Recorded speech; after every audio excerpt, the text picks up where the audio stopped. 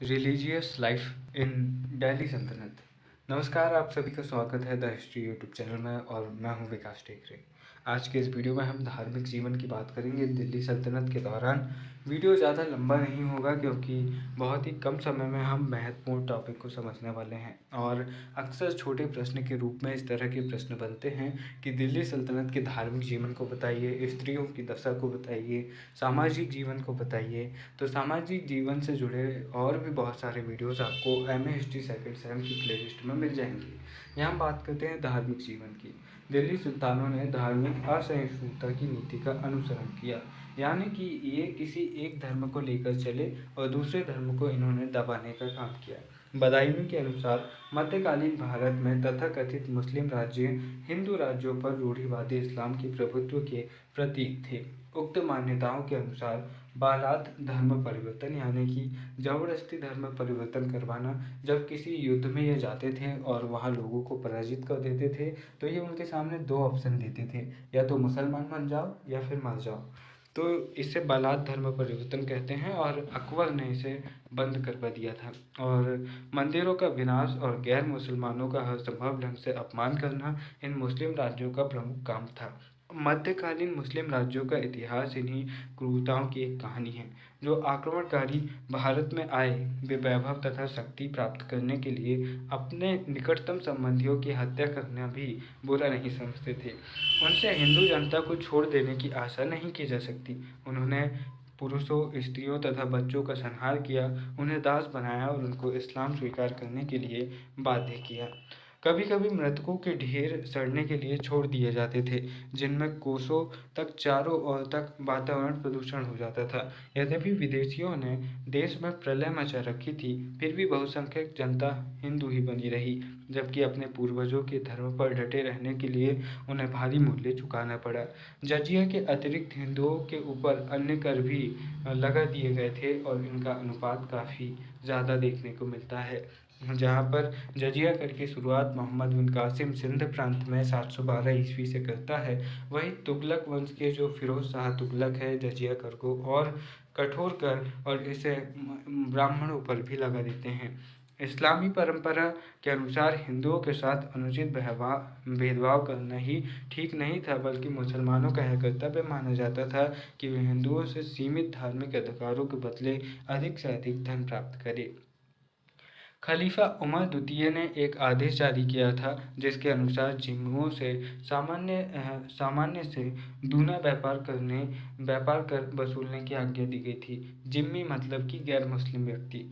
तो एक दूसरे खलीफा अल मुकत्तिबिल ने नियम जारी किया, जिसमें बताया गया कि ईसाई लोग कैसे वस्त्र पहन सकते हैं और कैसी कोठियों का प्रयोग कर सकते हैं।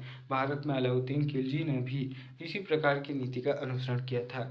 यहाँ पर खुजली, जो अलाउद्दीन खुजली है, उसका विचार था कि हिंदू तब तक नम्र और आज्ञाकारी नहीं होंगे जब तक उन्हें दरिद्र नहीं बना दिया जाता। इसलिए उन्हें जजिया तथा पशुओं पर अनेक कर देने के अतिरिक्त भूमि की उपज का आधा राजकोष में जमा करना पड़ता था। अधिकतर मुस्लिम शासकों के समय में हिंदुओं की सामान्यतः यही दशा थी। मोहम्मद बिन तुगलक के शासनकाल में इस कठोरता में कमी देखने को मिलती है। उसने उलेमा को राजनीति से पृथक कर दिया था, इसलिए बर्नी आदि तत्कालीन इतिहासकारों ने भी उसकी आलोचना की है और उसको पागल शासक तक कहा है। यदि कभी हिंदू माता से उत्पन्न कोई सुल्तान गद्दी पर बैठता तो उसकी राजनीति में कोई परिवर्तन नहीं होता। वे साधारण मुसलमानों से अधिक धर्मांध सिद्ध होते थे। उदाहरण के लिए फिरोज शाह तुगलक तथा खाने जहां मकबूल, इन दोनों के समय में ब्राह्मणों से भी जो अब तक मुक्त रहे थे जजिया कर वसूला गया था। दूसरी ओर मुसलमानों से ऐसे कर हटा लिए गए थे जिनका इस्लाम में विधान नहीं था। फिरोज शाह तुगलक तथा मकबूल की हिंदुओं पर धार्मिक अत्याचार की नीति उस समय पर पराकाष्ठा पर पहुंच गई जब उन्होंने एक ब्राह्मण को सार्वजनिक रूप से अपने धर्मानुसार पूजा करने तथा मुस्लिम भक्तों को अपनी ओर आकृष्ट करने के अपराध में महल के फाटक के सामने जीवित जलवा दिया। दिल्ली सल्तनत में एक अन्य शासक सिकंदर लोदी ने अनेक हिंदू मंदिरों को तोड़ा, उनको अपवित्र किया। उसने हिंदुओं को यमुना के पवित्र घाटों पर स्नान करने से रोक लगा दिया। नाइयों को हिंदुओं की दाढ़ी मुड़ने पर प्रतिबंध लगा दिया। बहमनी सल्तनत में जब एक बार अकाल पड़ा तो उसके सुल्तान ने मालवा और गुजरात से अन्न मंगाया और अपने राज्य में उसे कम मूल्य पर बेचा, किंतु केवल मुसलमानों को ही। उसी वंश के अहमद शाह ने विजयनगर की लूट के उपलक्ष्य में 20,000 बंदी बनाए, पुरुषों, स्त्रियों तथा बच्चों का बंद करवा दिया और फरिश्ता के अनुसार मोहम्मद शाह बहमनी ने अपने राज्यकाल में 5 लाख हिंदुओं की हत्या की थी। तैमूर ने दिल्ली में प्रवेश करने से पहले 1 लाख हिंदू बंदियों का कत्ल करवा दिया था। उस समय अपने हाथों 15 हिंदुओं का वध उसने यहाँ पर कह सकते हैं मैं थोड़ा सा पीछे रह गया। तैमूर ने दिल्ली में प्रवेश करने से पहले 1 लाख हिंदू बंदियों का कत्ल करवा दिया था।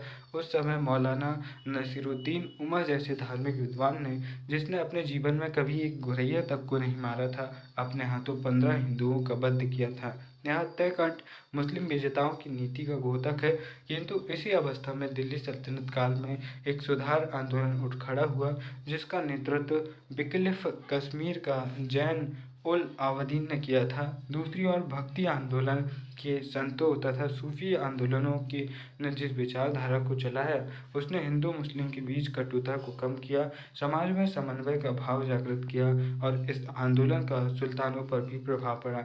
उनका दृष्टिकोण उदार हुआ। इसका विस्तृत विवरण हम देखते हैं कि शेरशाह सूरी की उदारता में और अकबर की उदारता में हमें धार्मिक सौहार्द देखने को मिलता है। तो जहाँ पर कुछ शासक इतने कट्टर हुए कि उनकी कट्टरवादी सोच के बारे में सुनकर हमारे रोंगटे खड़े हो जाते हैं, तो कुछ ऐसे शासक भी हुए जिनकी उदारता के सामने हम नतमस्तक होते हैं। दोस्तों, यहाँ पर वीडियो समाप्त हो रहा है और मुझे उम्मीद है कि इस वीडियो से आपने काफ़ी कुछ बेहतर सीखा होगा। और वीडियो के अंत में बस इतना ही कहना चाहूँगा। ऑरिस्टन स्वॉर्ट मार्टिन कहते हैं, अपने आत्मविश्वास और चरित्र के बल पर एक साधन रहित व्यक्ति भी महान सफलता प्राप्त कर सकता है। इसलिए अपने चरित्र को बेहतर बनाइए और हमेशा आत्मविश्वास से भरे रहिए, आप महान बनेंगे। फिर मिलेंगे अपने किसी और वीडियो में। तब तक के लिए नमस्कार। जय हिंद।